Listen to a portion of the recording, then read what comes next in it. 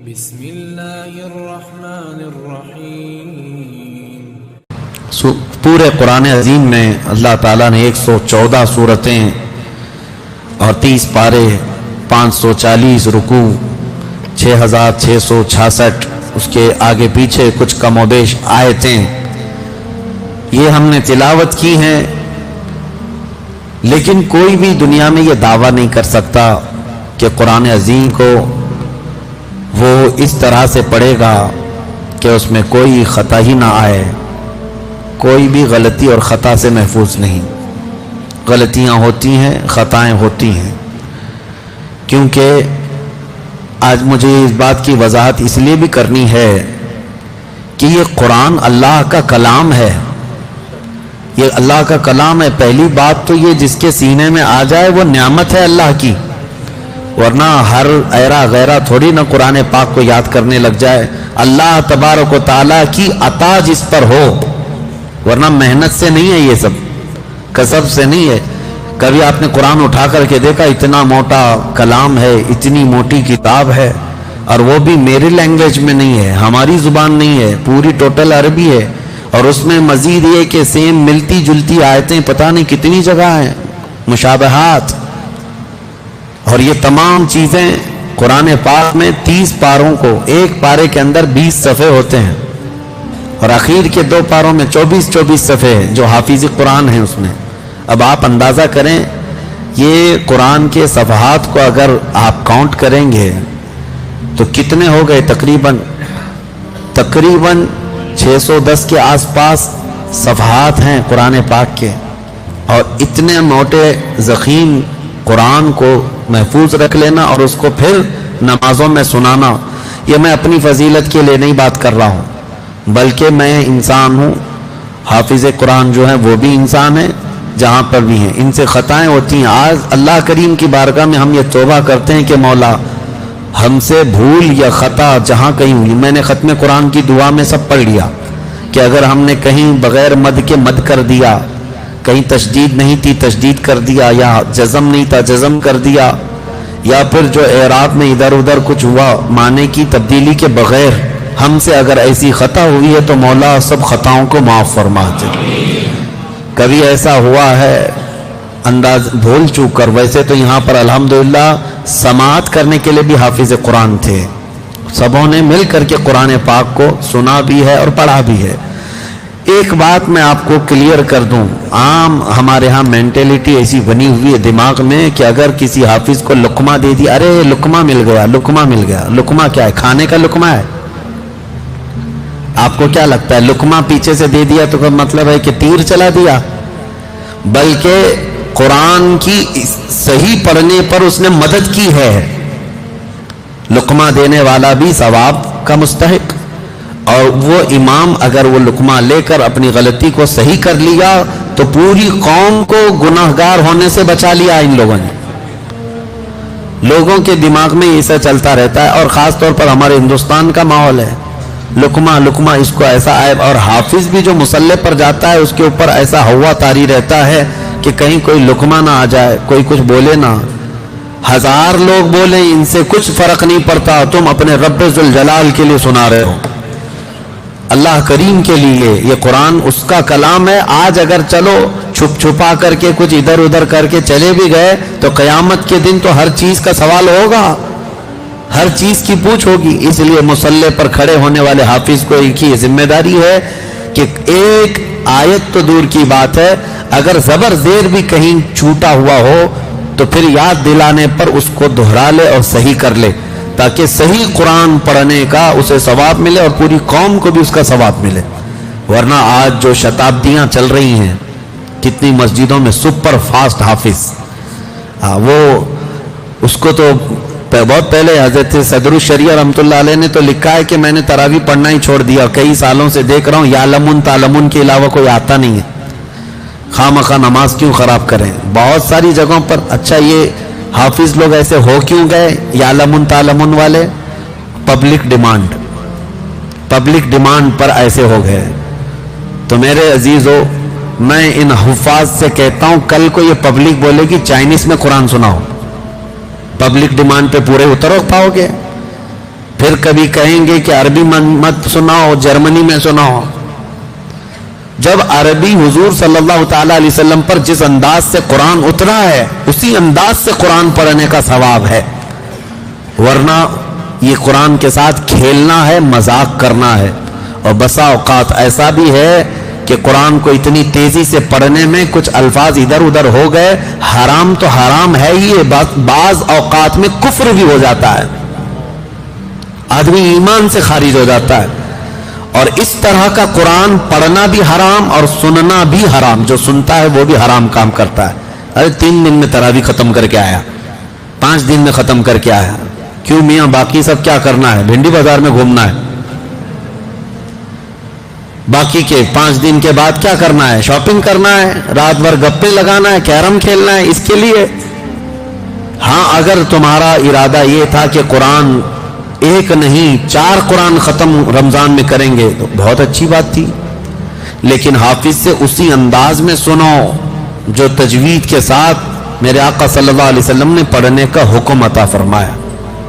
میرے عزیزو ایک بات یاد رکھیں، ہماری مسجد میں نے دیکھا پہلے دن سے لے کر آج کے دن تک پوری صفیں بھری ہوئی تھی. الحمدللہ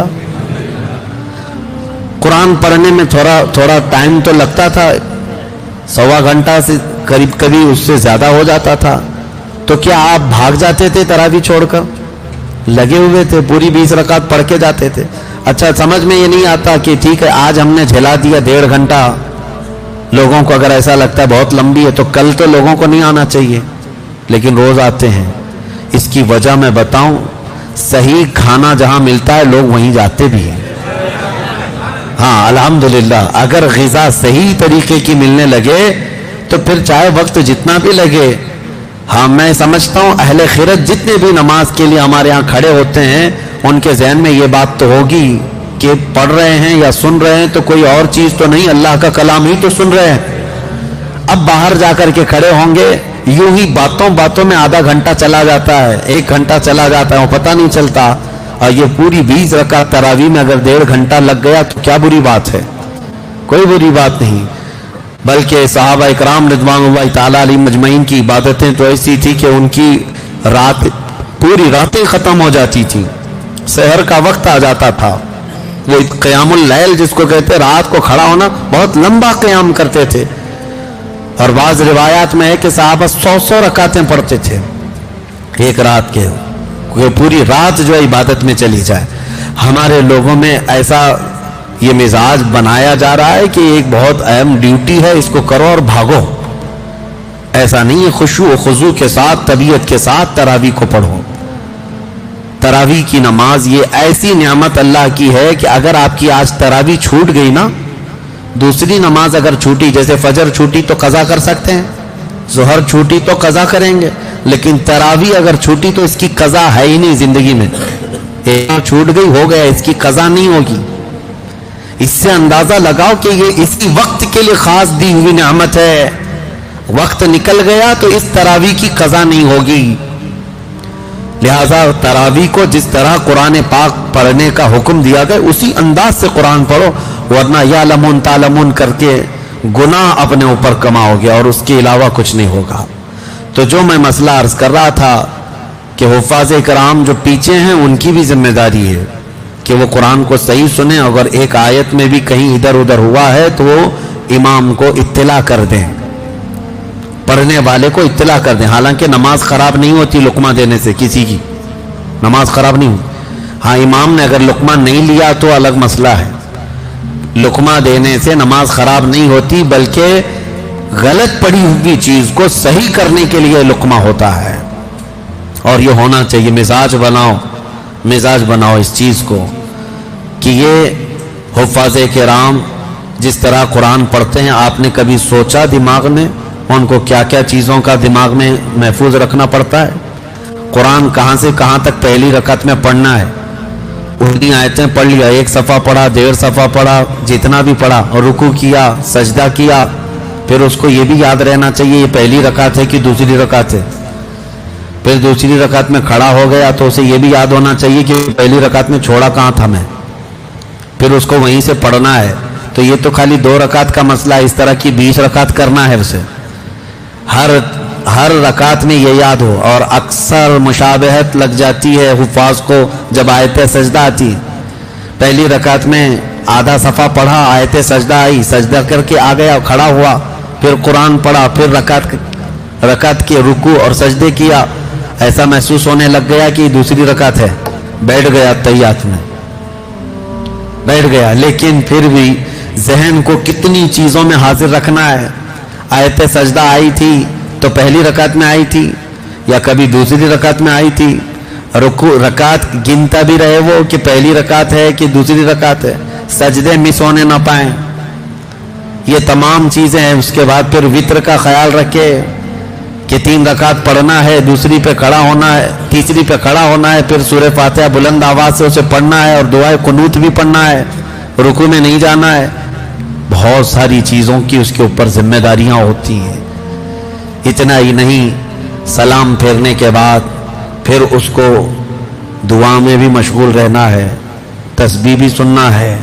یہ تمام چیزیں میرے عزیزو یہ عام سی بات نہیں. مصلی پر کھڑے ہونے کے وقت میں تو صرف اپنے لیے محسوس کرتا ہوں، 1000 محنت کرنے والا بھی پھسل جائے گا، لیکن میں صرف اتنا محسوس کرتا ہوں مصلی پر کھڑے ہو کر اگر یہ رکعتیں پوری کمپلیٹ ہوتی ہیں تو سوائے رب العالمین کی مدد کے نہیں ہو سکتا. وہ اللہ کریم کی مدد ہے، ورنہ کیلکولیشن بگڑ جاتا ہے. ہاں حساب چلا جائے گا. 20 رکعت اکثر ایسا ہوتا رہا ہے، اور بہت پہلے ہمارے ساتھ بھی ہوا اس طرح سے. کبھی 2 کی بجائے 3 رکعت پڑھ لیے، دوسری پہ بیٹھے ہی نہیں، کھڑے ہو گئے، نماز فاسد ہو گئی، پھر سے پڑھانا پڑا، 23 رکعت ہوئی 20 کی جگہ. لیکن یہ کوئی ایسا عیب نہیں ہے جس کو لوگ جو ہے تانا مارتے ہوئے گھومیں. بیچارے آتے ہیں رمضان میں ایک مرتبہ ایک لقمہ حافظ کو لگا تو محلے میں پھرتے پھرتے گھومتے گھومتے کہتے ہیں پتہ ہے حافظ صاحب کو لقمہ لگا. ایسا لگتا ہے کہ یہ بڑے علامہ صاحب ہیں جو گفتگو کر رہے ہیں. آپ کھڑے ہو کر کے 1 رکعت پڑھ کے دیکھو یا پڑھا کے دیکھو. خود نماز پڑھتے ہیں تو پوری دکان کا حساب کتاب کرتے رہتے ہیں، دماغ تو حاضر رہتا نہیں ہے نماز میں. اور اگر امام سے خطا ہو جائے، حافظ سے خطا ہو جائے تو محلے بھر میں چرچا کر رہے ہوتے ہیں. اب پتہ ہے آج تو لقمہ لگا ان کو. اور ایسا بھی ہوا ہے حافظ صاحب نماز پڑھا کر کے جا رہے ہیں، کوئی صاحب پکڑے اور پوچھنے لگے کیا بات ہے حافظ صاحب، روز تو آپ کو لقمہ لگتا ہے. ہم نے ایسے کئی حفاظ کے بارے میں سنا، وہ ہم سے آ کر کہہ رہے تھے حضرت لوگ ایسے پکڑ کے پوچھتے ہیں. تو ہم نے ان سے حافظ صاحب سے کہا خوشی سے جواب دیجئے، میں لقمے کھا رہا ہوں، آپ کو تکلیف درد کیوں ہو رہا ہے؟ کھانے والے کو پیٹ میں پوائزن نہیں ہو رہا، دیکھنے والے کو کیوں ہو رہا ہے؟ تکلیف کی بات نہیں ہے. میرے عزیز تو آپ سب اس بات کی طرف ہمیشہ توجہ رکھیں کہ اللہ تبارک و تعالیٰ نے ان کو وہ نعمت عظمیٰ عطا فرمایا ہے، اور جس کے پاس یہ نہیں ہے، قرآن حفظ نہیں ہے، تو اسے حافظ قرآن پر ایسا ٹونٹ نہیں مارنا چاہیے. ہاں اگر کوئی ایسی تیر مار رہا ہے، قرآن نہیں پڑھ رہا، کبھی ادھر سے کر رہا ہے کبھی ادھر سے کر رہا ہے، تو پھر وہ حافظ نہیں ہے، وہ کھیل رہا ہے، اس کے لیے ایکشن لیا جائے گا. لیکن جو اچھا حافظ ہے، پڑھا ہوا ہے، اور کبھی کبھار اس سے بھول چوک ہوتی ہے، پھسلن ہو جاتی ہے، تو یہ عیب کی بات نہیں ہے. حرم کے اماموں کو لقمہ لگتا ہی رہتا ہے. آپ کو کیا لگتا ہے کہ وہ فرشتے ہیں؟ ہاں وہاں پر 10 لاکھ لوگ نماز پڑھ رہے ہوتے ہیں، مکہ مکرمہ میں ہو کہ مدینہ طیبہ میں، مسجد نبوی میں. وہاں کے امام، ان کی بھی بڑی ذمہ داری ہے. صرف وہ حرم میں موجود لوگ نہیں ہیں جو وہاں پر ہیں، وہ تو لائیو چل رہا ہوتا ہے، دنیا بھر میں دیکھ رہے ہوتے ہیں. تو پتہ نہیں کتنا بڑا دماغ پر بوجھ رہتا ہے کہ پوری دنیا دیکھ رہی ہے. اس کے باوجود بھی ان کو قرآن میں خطا ہو جاتی ہے. کبھی آیت بھول گئے، پیچھے سے 10 لوگ بول دیتے ہیں، لیکن اس کو عیب نہیں. بادشاہ نے دوسرے دن کہہ دیا امام صاحب کل سے مت پڑھانا. ایسا نہیں ہوگا، بلکہ اس کو اچھا سمجھا جاتا ہے، اچھا سمجھا جاتا ہے کہ قرآن پاک کو انہوں نے غلط مار کے تو نہیں کیا، کم از کم صحیح کرنے کے لیے چاہے 2 بار یا 3 بار لقمہ لینا پڑا، لیکن آیت کو صحیح کر کے نماز کیا.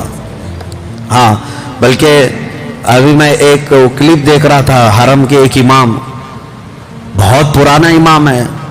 اور سورہ بقرہ شروع کیا الف لام میم ذالک الکتاب لا ریب فیہ. کیا ہے؟ آپ لوگ قرآن حافظ نہیں ہیں لیکن اتنی ایک آیت یاد ہے آپ کو, ہدی. اور وہ 25 سال سے امام ہے لیکن وہ نماز میں بھول گئے اس آیت پہ, ہدی للعالمین پڑھنے لگا. عیب کی بات نہیں ہے, ہو سکتا ہے کہ کبھی سورہ فاتحہ میں غلطی ہو جائے, انسان ہے کبھی بھی پھسل سکتا ہے. میں نے ہمارے استاد سے ایک بات سنی تھی بچپن میں جنہوں نے مجھے حفظ کرایا. کہا کہ ایک باپ اور بیٹے تھے, دونوں بڑے پکے حافظ تھے. باپ نے کہا مجھے قرآن پورا ایسا یاد ہے جیسے سورہ فاتحہ یاد ہے. بیٹے نے کہا مجھے تو پورا قرآن ایسا یاد ہے جیسے قل واللہ کا سورہ یاد ہے, سورہ اخلاص کی طرح. باپ نے کہا چلو سناؤ دیکھتا ہوں. پھر قل واللہ واحد کا سورہ چھوٹا سا ہے, کوئی غلطی ہوتی نہیں اس میں. تو اس طرح اگر تجھے پورا قرآن یاد ہے اس کا مطلب ہے کہ کوئی غلطی نہیں ہوگی, کوئی خطا ہی نہیں ہوگی. میں سنتا ہوں. بیٹے سے ایک ہی بیٹھک میں پورا قرآن سننے لگے. اس نے شروع کیا بیٹے نے, اور جب الحمدللہ الف لام میم سے چلتے چلتے چلتے ہر پارا ہر سورہ برابر ایک مسٹیک نہیں, ایک خطا نہیں, پورا قرآن ختم کے قریب آیا. پورا قرآن ختم کے قریب آیا, سورہ اخلاص میں پہنچا, قل هو اللہ احد اللہ الصمد لم یلد ولم یولد. کہا باپ نے تو کہہ رہا تھا کہ پورا قرآن تجھے قل واللہ کی طرح یاد ہے لیکن قل واللہ ہی نہیں یاد ہے. معافی طلب کی اور اس کے بعد باپ نے کہا کوئی یہ دعویٰ نہیں کرے گا کہ قرآن کو اس طرح سے پڑھ لوں گا اس طرح سے پڑھ لوں گا. اللہ کی توفیق سے جو جیسا چاہے پڑھ لے. اللہ جس کو جتنے خطاؤں سے محفوظ رکھے, لیکن ہم معصوم نہیں ہیں. ہاں کسی کو اللہ محفوظ کر دے تو یہ اس کی عنایت ہے, یہ اس کا کرم ہے. اللہ کریم ہم سب کو قرآن کے ساتھ لگائے رکھے. آج بڑی رات ہے, میں مختصر آج کا ایک میسج دے کر کے محفل کو سمیٹتا ہوں, اس لیے کہ مجھے احباب کا حکم یہ آیا ہے کہ وقفہ دے کر کے بعد میں جیسے بڑی رات ہوتی ہے, کیونکہ آج بھی سحری کا انتظام ہے, مسجد کی طرف سے آج بھی سحری کا انتظام ہے. کیونکہ ابھی اسی محفل کو میں لمبا چلایا تو اس میں بہت سارے لوگ پھنس جائیں گے. امام صاحب بھی ہیں, حافظ صاحب بھی ہیں, کیونکہ یہ محفل اگر لمبی ہوئی تو اب 3-4 بج جائیں گے. بڑی عمر والے بھی ہیں, وہ پھر ادھر ادھر دیکھتے رہیں گے کہ فل اسٹاپ کہاں آ رہا ہے. اس کے لیے میں خود ہی ایک میسج دے کر کے فل اسٹاپ کرتا ہوں. 1 گھنٹے کے وقفے کے بعد دوبارہ انشاءاللہ میں حاضر ہوں گا, اور آج ذکر بھی ہوگا. آج انشاءاللہ کوشش کریں گے ہم کہ صلاۃ التسبیح بھی پڑھیں گے انشاءاللہ, اور اس کے بعد آج کی خصوصی دعا بھی کریں گے انشاءاللہ. آج کا ایک پیغام یہ ہے, میرا خصوصی پیغام, کیونکہ لائیو سارے لوگ دیکھ بھی رہے ہوں گے. امت کے لیے خصوصیت کے ساتھ ہندوستان کے لیے ایک بہت ہی بڑا مسئلہ جو پیش آیا ہے ہمارے لیے. دیکھیں بہت سارے طوفانوں میں ہم گھرے ہوئے ہیں. آج سب کو پتا ہے دین اسلام کے دشمن بناتے ہوئے پھر رہے ہیں. کبھی حضور کو نشانہ بنائیں عزت کا, کبھی اسلام, کبھی قرآن, کبھی خدا کی ذات, یہ سب چیزیں چلی رہی ہیں. ان سب چیزوں میں ایک اور شعبہ انہوں نے شروع کیا, وہ ہماری باحجاب عفت معاب خواتین اور ہماری بچیوں کو کافر بنانا اور ان کو بھگا کر لے جانا اور ان سے شادی رچانا اور پھر ان کے ساتھ بلاತ್ಕಾರ کرنا اور پھر ان کو بے یار و مددگار چھوڑ دینا. ابھی میں آج دیکھ رہا تھا ایک بڑے اخبار والے نے دعویٰ کیا ہے کہ پچھلے 1 سال میں 40,000 مسلمان لڑکیوں کو مرتد بنایا گیا. 40,000 کے قریب. میرے عزیزو, قوم کے غیور افراد, کیا تمہاری آنکھیں نہیں بھیگتی اس چیز پر؟ کیا تمہارے رونگٹے نہیں کھڑے ہوتے کہ ہماری بچیوں کا فیوچر اتنا خطرناک ہو گیا ہے؟ یہ ظالم کتے ہمیں الزام لگاتے تھے کہ لو جہاد کرتے ہیں, لو جہاد کرتے ہیں, اور اس کی آڑ میں اب یہ کھلے عام یہ کہنے لگ گئے کہ مسلمان لڑکیوں کو بھگا کر کے لاؤ تو تمہیں 2 لاکھ روپے دیے جائیں گے, فلاں فلاں. ان کی بہت ساری سنگٹنیں ہیں, تنظیمیں ہیں جو اپنے نوجوانوں کو آوارہ کتوں کی طرح چھوڑ رکھے ہیں, اور باضابطہ ان کو تربیت دی جا رہی ہے کہ کالجز میں جاؤ, ٹیوشن میں جاؤ, اور سوشل میڈیا پہ دوست بنو, فرینڈشپ سے شروعات کرو, اور اس کے بعد دھیرے دھیرے ان بچیوں کو، ان مسلمان لڑکیوں کو ورغلاؤ. ہماری بچیاں جذباتی ہیں، لیکن میرے عزیزوں ان کے مرتد ہونے میں یا ان کے بھاگ جانے میں کون سی وجوہات ہیں؟ سب سے بڑی وجہ ماں باپ کا انہیں آزاد رکھنا، والدین کی تربیت. کاش تم اللہ اس کے رسول کا خوف اپنی بچیوں میں اتنا ڈالو اور ان کو یہ کہہ کر کے رکھو کہ بیٹی تمہارا نکاح تو ہونا ہی ہے، ضروری نہیں ہے کہ میں اپنی پسند سے کروں، تمہیں جو پسند آئے، جو باشرہ ہو یا جو بھی اللہ اس کے رسول کا خوف رکھتا ہو، جو تمہیں مسلمان پسند آئے، ہم خوشی خوشی وہاں نکاح کر کے دیں گے. لیکن تربیت کا فقدان میں دیکھ رہا ہوں کچھ جگہ کچھ ماں باپ یا تو بے جا سختی پر رکھیں اپنی بیٹیوں کو، یا تو بہت ہی زیادہ آزاد کر کے رکھے ہیں.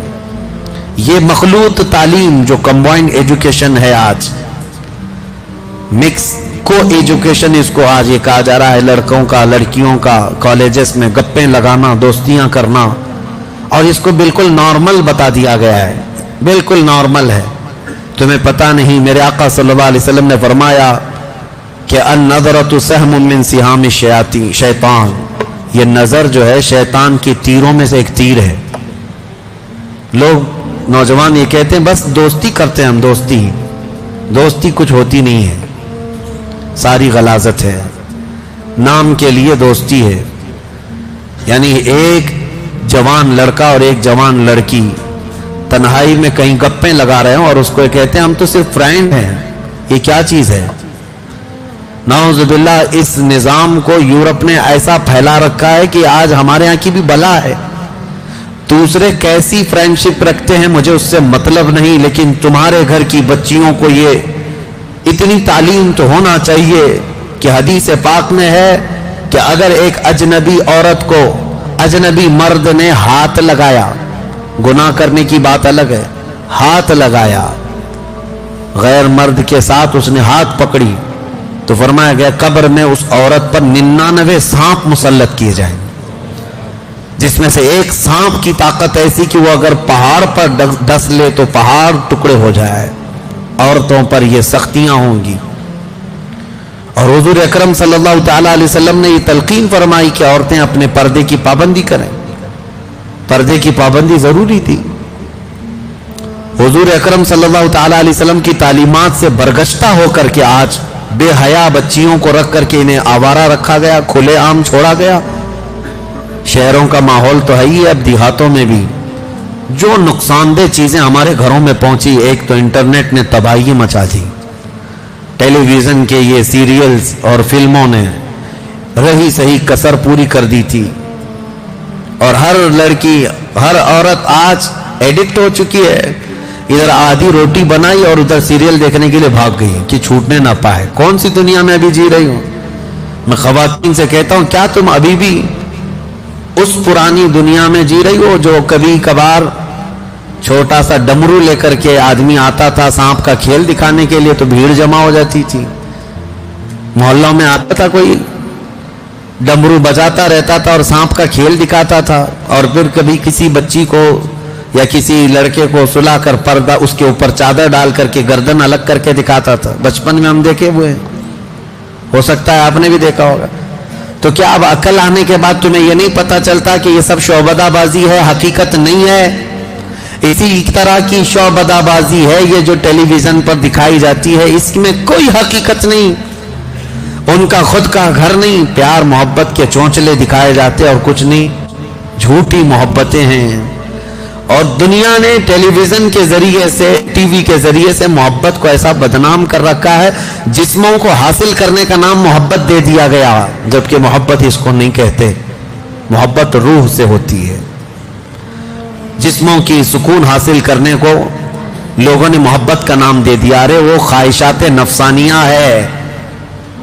آدمی اپنے نفس کے سکون حاصل کرنے کے لیے ہاتھ پیر چلا رہا ہے اور تم نے اس کو محبت کا نام دے رکھا ہے. چھوڑو ان تمام چیزوں سے باز آ جاؤ. میں اپنے نوجوانوں سے کہوں گا تم بھی نظر رکھو. نظر مطلب لڑکیوں پر اس طور پر نہیں کہ تم بھگا کر کے لے جاؤ. نظر رکھنے کے لیے میں یہ کہہ رہا ہوں کہ اپنی بہنوں کی حفاظت پر نظر رکھو. یہ نہیں ہے کہ تمہارے ہی گھر کی بچی پورے مسلمان بچیاں جہاں پر بھی ہوں، مشرق و مغرب، شمال و جنوب میں، وہ تمہاری بہنیں ہیں۔ سندھ کے علاقے میں چند عورتوں کو کچھ گنڈوں نے گرفتار کیا تھا، تو محمد بن قاسم 19 سال کی عمر میں عرب سے 10,000 کا لشکر لے کر کے ہندوستان آ گئے تھے اپنی بہنوں کی عزت بچانے کے لیے۔ آج یہ فکر ہونی چاہیے آپ کے اندر، تمہارے اندر بہت تیزی سے یہ سب معاملات پھیل جائیں۔ کیا آپ نے دیکھا ہے کہ کہیں پر اگر کسی غیر مسلم لڑکی کے ساتھ اگر ہمارا کوئی لڑکا پھنس گیا ہے یا پھنسایا ہے یا جیسا بھی ہوا ہے، لیکن شادی کی بات آتی ہے تو جتنے سنگی ہیں سنگٹن والے سب آ کر کے واویلا مچاتے ہیں، لو جہاد کر رہا ہے، لو جہاد کر رہا ہے۔ ایک ہندو لڑکی کو بھگا کر کے لے گیا اور مسلمان بنا رہا ہے، اور یہ لو جہاد ہے، لو جہاد ہے۔ بالکل لو جہاد ہے، لیکن جہاد میں لو ہے، محبت ہے، لیکن اس چھوری محبت کے لیے جہاد نہیں ہوتا، جہاد اللہ کی محبت میں ہوتا ہے اور رسول کی محبت میں ہے۔ انہوں نے تو جہاد اتنے بنا رکھے ہیں، بہت جہاد ہے۔ ہاں UPSC جہاد بھی آ گیا ہے بہت سارے، اور IAS جہاد بھی آ گیا ہے، اور اگر اور تھوڑے سے نیتا جیت جائیں تو نیتا جہاد بھی ہو جائے گا، زیادہ مسلمان جیتنے لگ جائیں تو وہ، اور ٹیچرز بہت سارے سیلیکٹ ہو کر کے آ گئے گورنمنٹ میں تو ٹیچرز جہاد بھی ہو گیا۔ ابھی چند دنوں پہلے ہمارے ایک قریبی ہیں، ان کے متعلق میں سنا کہ انکم ٹیکس جہاد بھی ہے، کہ بیچارے وہ انکم ٹیکس کے اچھے ماہر ہیں، وہ CA ہیں، تو دوسرے کفار و مشرکین تانا دینے لگے یہ جو ہے نا ٹیکس جہاد بھی لائے گا۔ میں کہتا ہوں ان ظالموں کو جہاد اتنا یاد ہو گیا ہے کہ حقیقت میں جہاد ہو جائے گا، ان کو ایسا لگتا ہے۔ لیکن میں آپ سب کو یہ گزارش کرنا چاہوں گا کہ اپنی بچیوں کی حفاظت پر توجہ دیں۔ آج امت کا ایک بڑا مسئلہ ہے، دل دکھتا ہے، دل روتا ہے۔ کئی ایسے گھر ہیں جہاں سے بچیاں بھاگ کر چلی گئیں تو یہ جھوٹی محبت کے نام پر جب گئیں، اس وقت ہزار سمجھا جائے، جن کے پلے نہیں پڑتا ان لڑکیوں کے، یہ ماں باپ کو بھی ٹھوکر مارتی ہیں، اپنے گھر والوں کو بھی ٹھکرا دیتی ہیں، اور ایک ایسے نوجوان کے پیچھے بھاگتی ہیں جس کو سال بھر پہلے سے جاننے لگی، 18-20 سال سے جس باپ نے خون پسینے کی کمائی سے پالا ہے اس کو ٹھوکر مار کر کے جاتی ہیں، اور ان کا انجام بھی میں نے دیکھا ہے، ایک دو نہیں، وہ بہت ساری لڑکیوں کی ایک لسٹ ہے، ان درندوں کے پیچھے بھاگ کر گئی تھی، اور اس کے بعد ہوا کیا؟ جہیز کے نام پر جلایا گیا، مارا گیا، گلا گھونٹ کر کے پھینک دیا گیا، یا پھر اس کو ایسے ہی بے یارو مددگار چھوڑ دیا گیا۔ ہوا کیا؟ اب لڑکی کی حالت ایسی ہے کہ اپنی قوم میں بھی واپس نہیں آ سکتی، اور اس قوم نے اپنانے سے ویسے ہی انکار کر رکھا تھا۔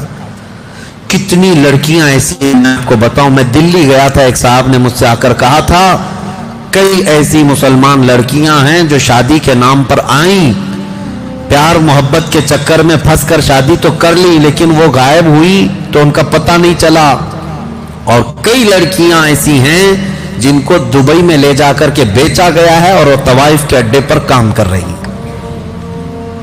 ایک لڑکی نے باضابطہ حلفیہ بیان بھی بھیجا تھا میرے پاس وایا کسی کے ذریعے سے، کہ اس کے ماں باپ بھی اپنانے کو تیار نہیں تھے، انہوں نے کہا تھا ہماری بیٹی مر گئی ہمارے لیے۔ وہ دیندار گھرانہ تھا، غیر مسلم کے ساتھ بھاگ کر گئی، بہت سمجھایا گیا تھا، لیکن اس درندے نے لے جا کر کے بیچا کسی طرح سے، تو وہاں بچ کر کے وہ نکلی، اور اس کے بعد میسج دیا، لیکن واپس کسی طرح اپنے ملک پہنچی، اپنے گھر تو نہیں جا سکی، تنہا رہنے لگی۔ کیوں اپنے فیوچر کو خراب کرتی ہیں یہ بچیاں، یہ لڑکیاں؟ اللہ نے قرآن میں فرمایا ہے، رب تبارک و تعالیٰ فرماتا ہے الزانیۃ والزانی فجلدوا کل واحد منہما 100 جلدہ۔ اللہ نے فرمایا زانی، زنا کرنے والے مرد اور عورت کو 100 کوڑے لگائے جائیں گے۔ اسی آیت میں اللہ تعالیٰ نے فرمایا ہے کہ الزانی لا ينکحها الا زانیۃ او مشرکۃ والزانیۃ لا ينکحها الا زان او مشرک۔ وحرم ذلك علی المؤمنین. زنا کرنے والی عورت اور مشرک آدمی، یہ کسی بھی زنا کرنے والی عورت اور مشرکہ عورت مومن کے لیے جائز نہیں، اس کو ویسا ہی آدمی چاہیے. اور زنا کرنے والا مرد اور ایسا مشرک آدمی کسی عورت کے لیے نہیں ہے. اللہ نے فرمایا مومنوں کے لیے حرام ہیں گے. حرم ذلک علی المؤمنین، مومنوں کے لیے حرام ہے. اور ہماری بچیوں کو یہ کون بتائے؟ ان کو ایسا لگتا ہے یہ مولویانہ باتیں ہیں، یہ دقیق باتیں، دقیانوسی باتیں ہیں، پچھلے زمانے کی باتیں ہیں. میں یہ چاہتا ہوں نوجوانوں، تمہاری بھی ایسی کمیٹیاں ہونی چاہیے کہ تم اپنی بچیوں کی حفاظت کے لیے الرٹ ہو جاؤ کہ ہم بھی اپنی بچیوں کی رکشا کریں گے اور حفاظت کریں گے انشاءاللہ. بس اور جو بہک گئی ہے اس تک پہنچ کر کے یا تو اس کو اسلام کے متعلق اور رسول پاک صلی اللہ تعالی علیہ وسلم کے متعلق بتا کر کے واپس لانے کی کوشش کریں. جہاں تک کوشش تم کر سکتے ہو انشاءاللہ اللہ کی مدد آئے گی انشاءاللہ. میں گیا تھا چند دنوں قبل ایم پی میں، جبل پور علاقہ ہے، وہاں کی کئی نوجوان ہیں، بہت اچھا کام کرتے رہے. مجھے بڑی خوشی ہوئی ان نوجوانوں سے. پورے شہر بھر میں یہ نوجوان اتنے ایکٹیو رہتے ہیں کہ کسی بھی گھر کی ایک بھی مسلمان بچی کو کسی غیر مرد کے ساتھ اگر دیکھ بھی لیں تو وہ ایکشن لیتے ہیں. یہ نہیں کہ مارتے پیٹتے یا کچھ کرتے ہیں، سمجھا بجھا کر کے ان کے گھر تک پہنچا دینا اور اسلام کی اچھائیاں ان کے سامنے رکھنا. ایک دو نہیں، دسیوں بچیوں نے توبہ کیا اور اپنے گھر پر موجود ہیں الحمدللہ. ہمارے ہاں ہونا چاہیے.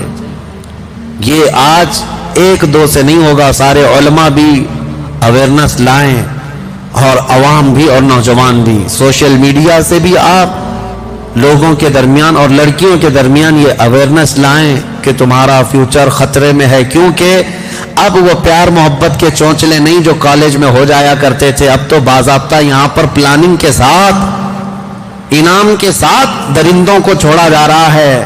کتنی سنگٹنیں ایسی ہیں جو خفیہ طور پر میٹنگ کر کے ٹریننگ دے رہی ہیں نوجوانوں کو سٹیپ بائی سٹیپ کہ ایک مسلمان لڑکی کو لانے کے لیے تمہیں پہلے کیا کرنا چاہیے، کس طرح سے دوستی کرنا چاہیے، کالجز میں داخلہ لو، ٹیوشن میں جاؤ، سوشل میڈیا پہ ریکویسٹ بھیجو فرینڈ کی، اس کے بعد پھر ان سے چیٹنگ اس طرح سے کرو، پھر ان کو اپنی مجبوری بتاؤ اور پھر دل کھول کر کے رکھو، محبت میں دیوانی ہو جائیں، اس کے بعد لے آ جاؤ. سال بھر کا پروسیس ہوگا اور اس پر ان کو سال بھر ایک لڑکی کے ساتھ نہیں لگایا جا رہا ہے، ایک مرد 10 لڑکیوں کے ساتھ لگایا جائے اور وہ یہی سب حرکتیں کرتا رہے گا اور اپنے گرو گھنٹالوں سے پیسہ بھی لیتا رہے گا. اور جب ایک دو لڑکیاں اس کے جال میں پھنس جائیں ان کو لے جائے گا.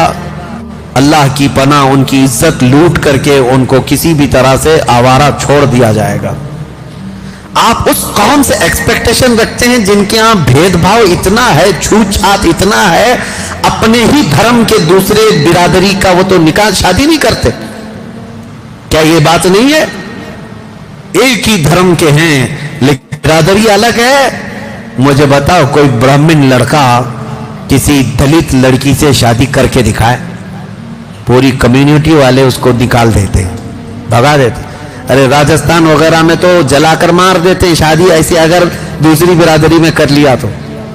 ہمارا ایک ٹیکسی ڈرائیور ہے، بھاگا بھاگا پھر رہا ہوا تھا، وہ بتا رہا تھا ہم سے کہ ہم نے جو ہے دوسری برادری میں شادی کر لی ہے اور اب ہمارا گاؤں جانا محال ہے، امپاسبل ہے، ناممکن ہے. مجھے بھی ماریں گے اور میری بیوی کو بھی ماریں گے. اجمیر میں رہ رہا ہے. یہ تمام میں اس قوم کی بات بتا رہا ہوں جو دوسری برادری کی لڑکی کو پسند نہیں کرتے، چاہے وہ ایک ہی دھرم کے ہوں. چاہے جائے کہ وہ مسلمان بچی کو پسند کریں گے، کبھی وہ مسلمان لڑکی کو اپنائیں گے.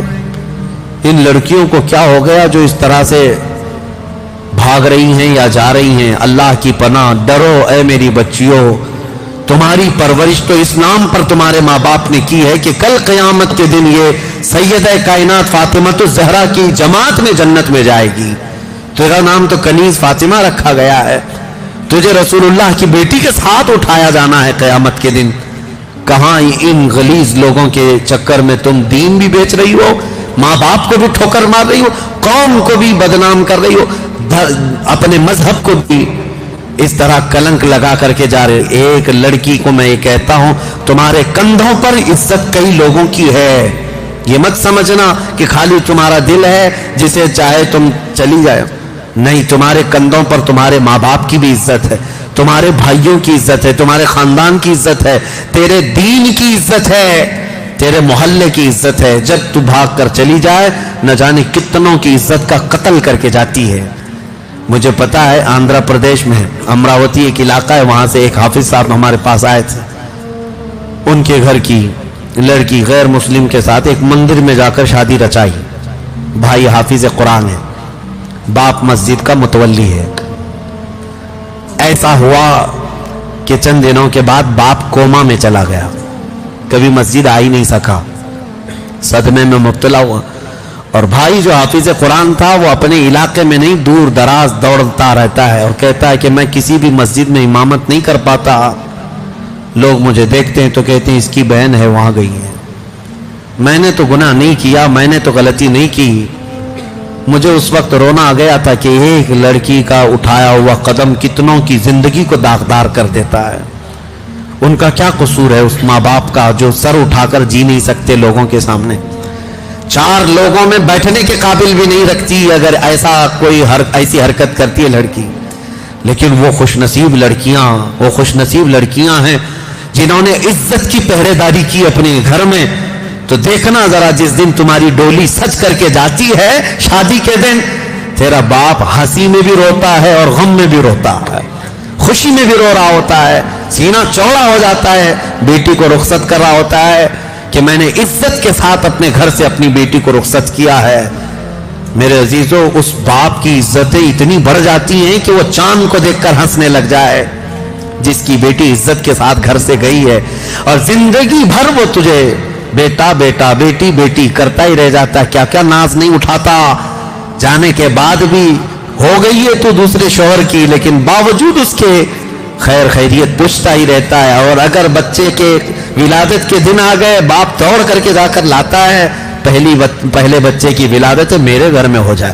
حالانکہ یہ ماں باپ کی ذمہ داری نہیں, اب شوہر کی ذمہ داری ہے. جتنے بچے ہوں گے سب شوہر دیکھے گا, لیکن ماں اور باپ اس وقت اتنے اتاولے ہوتے ہیں. بیٹی کو 3 مہینہ پہلے لے آئے اور گھی روٹی کھلائیں اس کو, اچھی غذائیں کھلائیں اس کو, کتنی دیکھ بھال, کتنے ناز اٹھاتا ہے باپ, کتنے ناز اٹھاتا ہے اپنی بیٹی کے.